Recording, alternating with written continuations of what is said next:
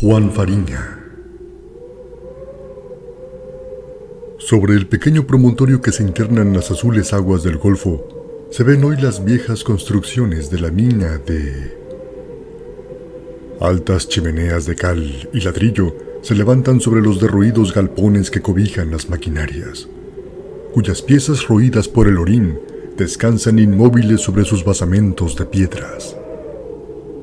Los émbolos ya no avanzan ni retroceden dentro de los cilindros, y el enorme volante detenido en su carrera parece la rueda de un vehículo atascado en aquel hacinamiento de escombros carcomidos por el tiempo. En lo más alto, dominando la líquida inmensidad, la cabría destaca las negras líneas de sus maderos entrecruzados en el fondo azul del cielo como una cifra siniestra y misteriosa. En las agrias laderas, las casas de los obreros muestran sus techos hundidos, y por los huecos de las puertas y ventanas, arrancadas de sus goznes, se ven blanqueadas paredes llenas de grietas de las desiertas habitaciones. Algunos años atrás, ese paraje solitario era asiento de un poderoso establecimiento carbonífero, y la vida y el movimiento animaban esas ruinas, donde no se escucha hoy otro rumor que el de las olas, azotando los flancos de la montaña. Densas columnas de humo se escapaban entonces de las enormes chimeneas, y el ruido acompasado de las máquinas, junto con el subir y bajar de los ascensores en el pique, no se interrumpía jamás. Mientras, allá abajo, en las habitaciones escalonadas en la falda de la colina, las voces de las mujeres y los alegres gritos de los niños se confundían con el ruido del mar en aquel sitio siempre inquieto y turbulento. En una mañana de enero, en tanto que la máquina lanzaba sus jadeantes estertores y las blancas volutas del vapor se desvanecían en el aire tibio, convirtiéndose en lluvia finísima, un hombre subía por el camino en dirección a la mina. Era de elevada estatura, y por su traje, cubierto por el polvo rojo de la carretera, parecía más bien un campesino que un obrero. Un saco atado con una correa pendía de sus espaldas, y su mano derecha empuñaba un grueso bastón, con el que tanteaba el terreno delante de sí. Muy en breve, aquel desconocido se encontró en la plataforma de la mina, donde pidió lo llevaran a presencia del capataz. Este, que en ese instante se dirigía al pozo de bajada, se detuvo sorprendido ante el inválido visitante.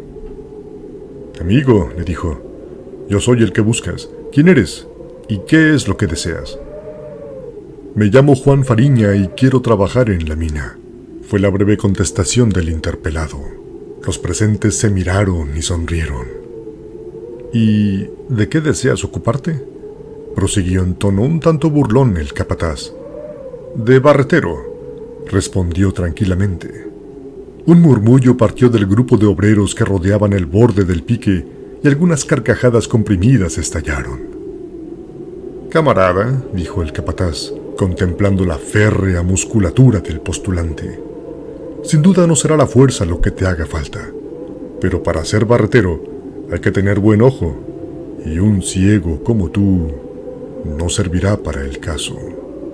«Nada veo», repuso, «pero tengo buenas manos, y no me asusta ningún trabajo». «Quedas aceptado», dijo el capataz, después de un instante de vacilación. «Un ciego que no pide limosna y desea trabajar merece ser bien acogido. Puedes empezar cuando gustes». «Mañana a primera hora estaré aquí», respondió el original personaje, y se alejó pasando con la cabeza erguida y las blancas pupilas fijas en el vacío por entre la turba de obreros que contemplaban admirados sus anchos hombros y su musculoso cuerpo de atleta. En la mañana del día siguiente, Juan Fariña, con la blusa y pantalón del minero, una pequeña cesta con la merienda en una mano y el bastón en la otra, penetraba en la jaula en compañía de un capataz y varios trabajadores. Todos se cubrían la cabeza con la tradicional gorra de cuero, y en todas ellas, excepto en la del ciego, sujetas a la visera, brillaban encendidas pequeñas lámparas de aceite. A una señal del jefe, la jaula se hundió súbitamente en el abismo negro del que subía un vaho ligero, que se condensaba en cristalinas gotas a lo largo de los flexibles cables de acero. Terminado el descenso, se internaron en la mina, siguiendo los oscuros corredores por los que el ciego caminaba con la seguridad de un minero experimentado. Sus acompañantes admiraban aquella especie de instinto que le hacía adivinar los obstáculos y evitarlos con pasmosa sagacidad. Su bastón era una antena que se movía ágilmente en todas direcciones, tocando las paredes, el suelo y la techumbre de las galerías, que a medida que avanzaba se inclinaba más y más, obligándolo a encorvar su alta estatura y a rozar con sus espaldas las escabrosidades de la roca. En breve abandonaron las galerías de arrastre y penetraron en las canteras, donde se extrae el material. Arrastrándose en algunos sitios sobre las manos y las rodillas, se internaron en aquellos estrechos túneles, subiendo y bajando rapidísimas pendientes. Por todas partes se oía un golpear incesante. Al ruido sordo del pico mordiendo el venero, se mezclaba el son más claro del martillo sobre la barrena. A veces, una violenta imprecación rasgaba aquel ambiente irrespirable, impregnado de humo y de polvo de carbón. Quejidos hondos y un resople continuo de bestias fatigadas salían de aquellos agujeros en medio de las tinieblas, en las que aparecían y desaparecían las luces fugitivas de las lámparas como fuegos fatuos en las sombras de la noche. Después de media hora de penosa marcha, se detuvieron ante una pequeña excavación abierta en la vena. De forma rectangular, muy baja y angosta, medía apenas 1 metro de alto, y en sus negras paredes, heridas por los rayos mortecinos de las lámparas, las agudas aristas del carbón tomaban tintes azulados y brillantes. Después de escuchar silencioso las indicaciones del capataz, el nuevo obrero penetró resueltamente en la estrecha abertura, y muy luego, su fatigosa respiración y el golpe seco y repetido del acero se confundieron con el sordo rumor que llenaba las galerías, los chiflones y las lóbregas revueltas. Desde aquel día quedó Fariña incorporado al personal de la mina, conquistándose muy luego la reputación de obrero inteligente y valeroso. La diferencia con que era tratado por los jefes y su carácter huraño y retraído le enajenaron las simpatías de sus camaradas, quienes no podían comprender que aquel ciego prefiriese los trabajos y miserias del minero a la vida libre y sin afanes del mendigo. Aquello no era natural y debía encerrar algún misterio. Intrigados, lo vigilaron estrechamente, escudriñando sus pasos y sus menores acciones. Su pasado fue objeto de una minuciosa pesquisa que no dio resultado alguno. Nadie sabía quién era ni de dónde venía, y respecto de su ceguera, las opiniones estaban divididas.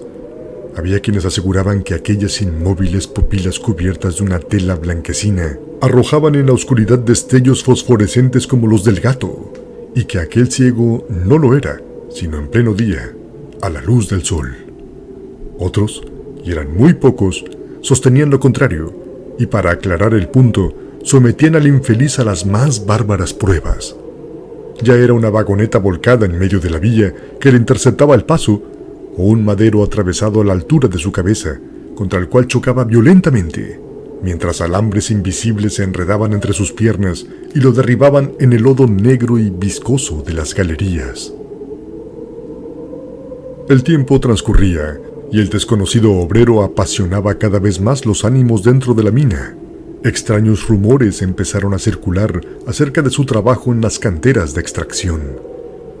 Todos los días, a la salida del sol, se hallaba junto al pique listo para bajar, y era siempre de los últimos al tomar el ascensor para regresar a su solitaria habitación en la falda de la colina.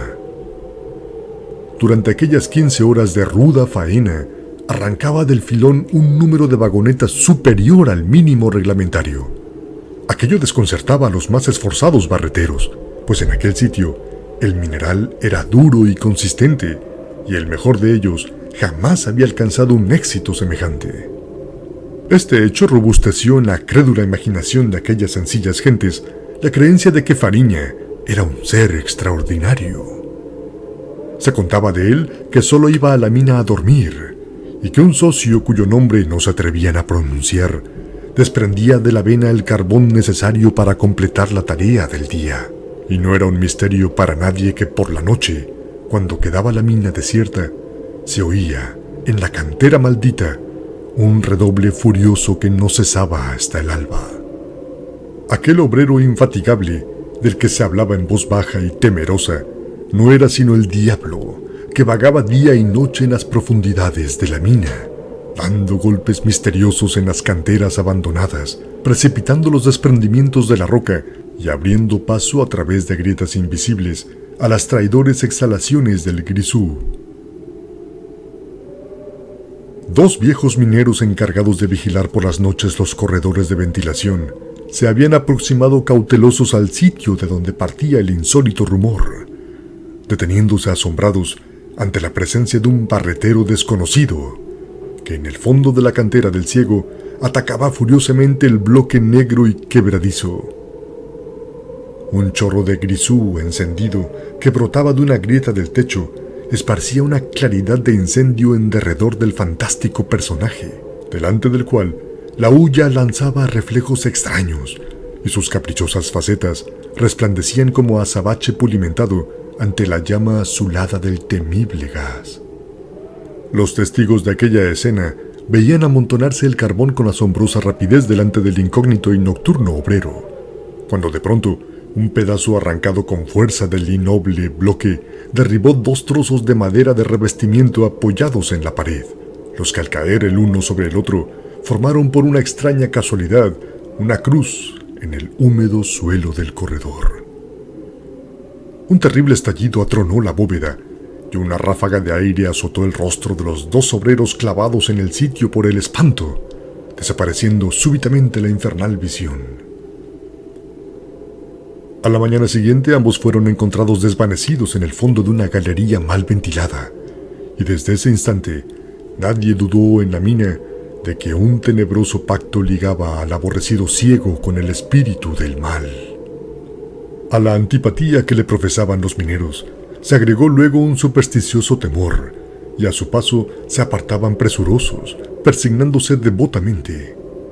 Sus vecinos en la cantera abandonaron sus labores trasladándose a otro sitio, y el carretillero encargado del arrastre de las vagonetas se negó a efectuar ese trabajo, viéndose obligado Fariña, para no abandonar la faena, a ser barretero y carretillero a la vez.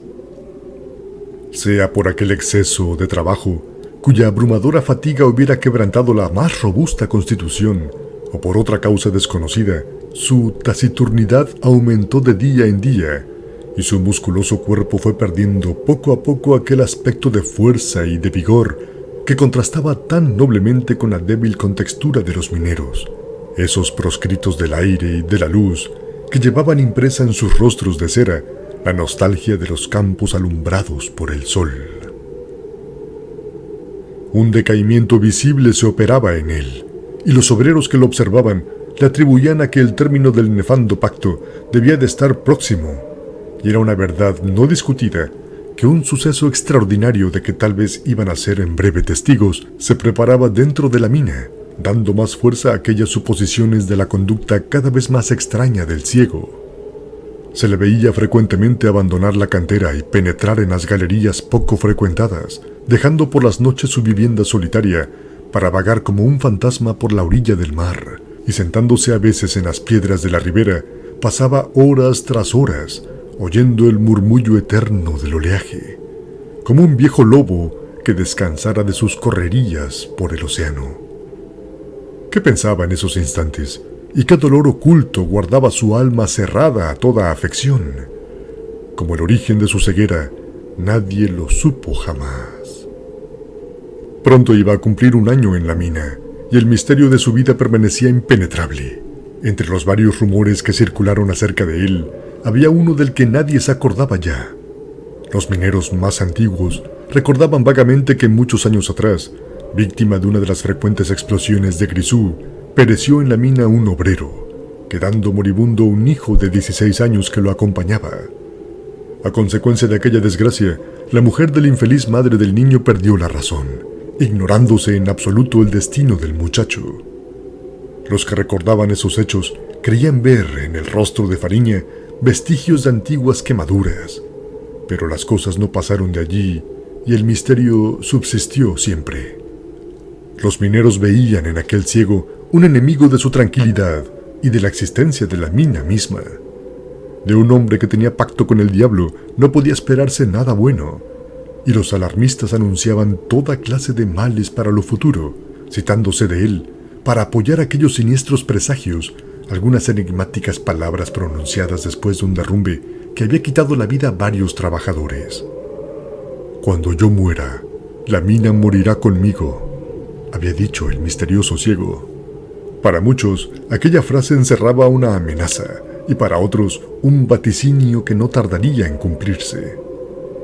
En la semana que precedió a la gran catástrofe, Fariña obtuvo la plaza de vigilante nocturno de aquella sección de la mina donde trabajaba, empleo cuyo desempeño le era relativamente fácil, pues la principal tarea consistía en recorrer las compuertas de ventilación. En la noche del extraordinario suceso, se presentó como de costumbre en el pique a la hora reglamentaria. Las 9 en punto marcaba el reloj de la máquina cuando penetraba en la jaula y desaparecía en el pozo de bajada. Era aquel un día festivo y la mina estaba desierta. El tiempo se mostraba tempestuoso, espesas nubes entoldaban el cielo y el viento norte, soplando con violencia en lo alto de la cabrilla, hacía gemir el maderamen sacudiendo los cables a lo largo de los niveles.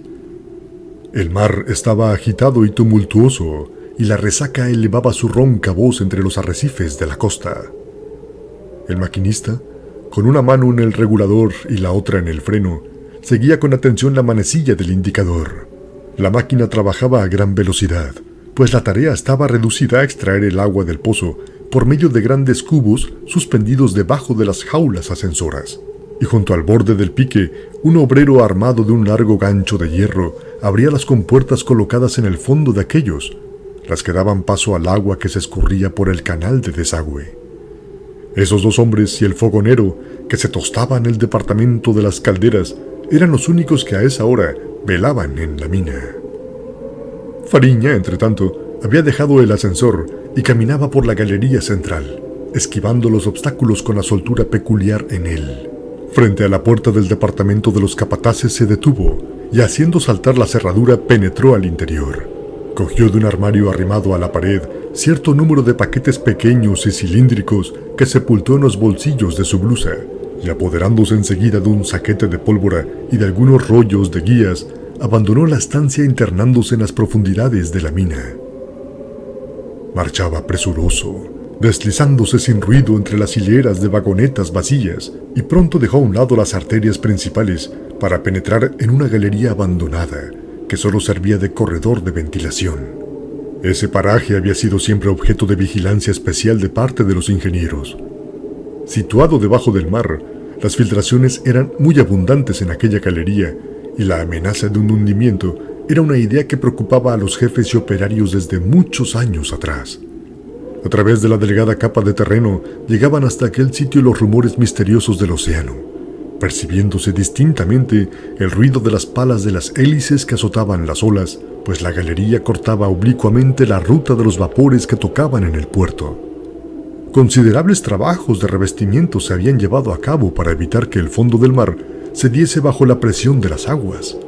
En el sitio donde las filtraciones eran más copiosas, gruesas vigas que descansaban sobre sólidas pilastras sostenían la techumbre. Junto a uno de estos soportes se detuvo Fariña, extrayendo detrás de él una enmohecida barrena de carpintero.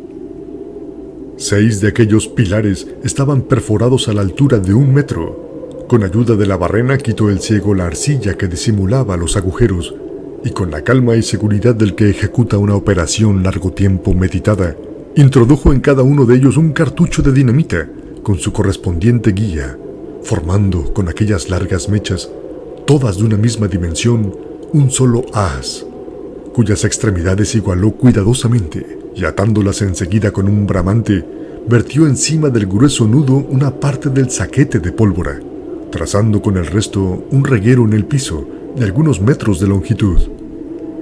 El principal trabajo estaba terminado, y el autor de aquella obra ignorada y terrible se irguió, y alargando el brazo, dio en el húmedo techo algunos golpes con la aferrada punta de su bastón, como si quisiese calcular el espesor de la roca sobre la que gravitaba la masa movible del océano.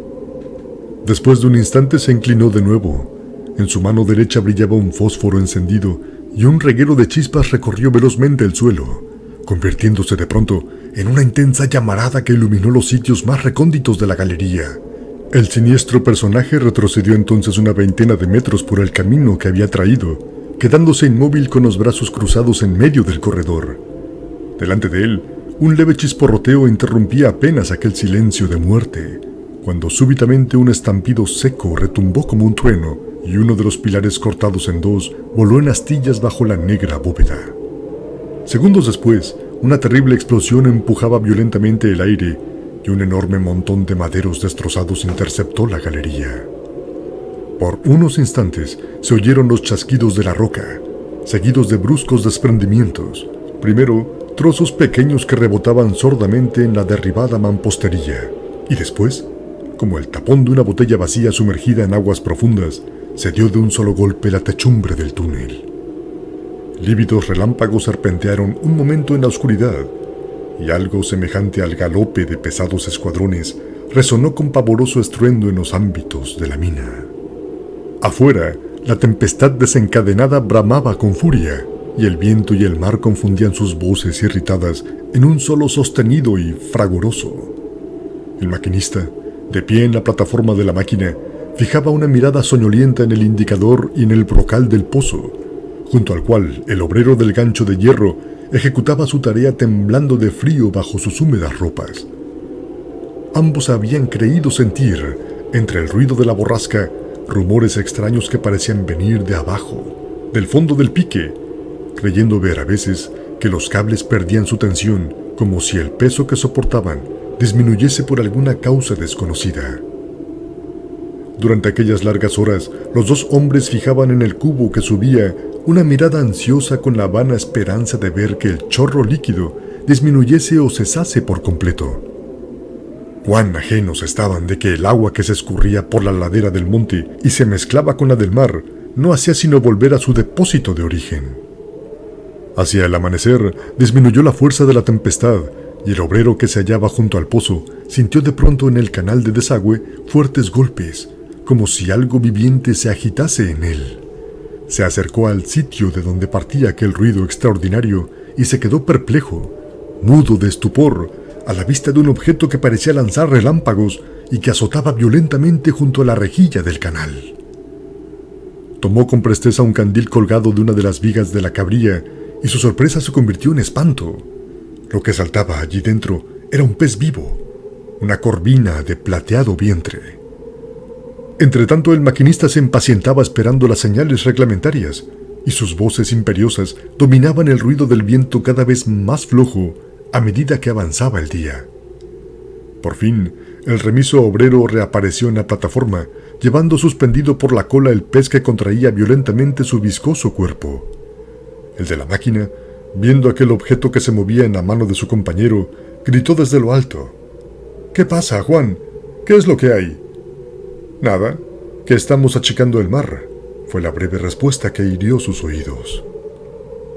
Pasados algunos minutos, el pito de alarma sonaba en la mina por última vez, poniendo en conmoción a sus dormidos moradores, y el vapor, el aliento vital de aquel organismo de hierro, abandonaba para siempre los cilindros y calderas, escapándose por las válvulas abiertas en medio de silbidos estremecedores. Los trabajadores acudían y se agrupaban consternados en torno del pique, contemplando silenciosos a los ingenieros que, por medio de sondajes, comprobaban el desastre. De vez en cuando resonaban sordos chasquidos subterráneos producidos por los derrumbes de las obras interiores. El agua de mar llenaba toda la mina y subía por el pozo hasta quedar a 50 metros de los bordes de la excavación. El nombre de Fariña estaba en todos los labios, y nadie dudó un instante de que fuera el autor de la catástrofe que los libertaba para siempre de aquel presidio, donde tantas generaciones habían languidecido en medio de torturas y miserias ignoradas. Todos los años, en la noche del aniversario del terrible accidente que destruyó uno de los más poderosos establecimientos carboníferos de la comarca, los pescadores de esas riberas refieren que, cerca del escarpado promontorio, en la ruta de las naves que tocan en el puerto, cuando suena la primera campanada de las 12 de la noche en la torre de la lejana iglesia, se forma en las salobres ondas un pequeño remolino hirviente y espumoso, surgiendo de aquel embudo la formidable figura del ciego con las pupilas fijas en la mina desolada y muerta.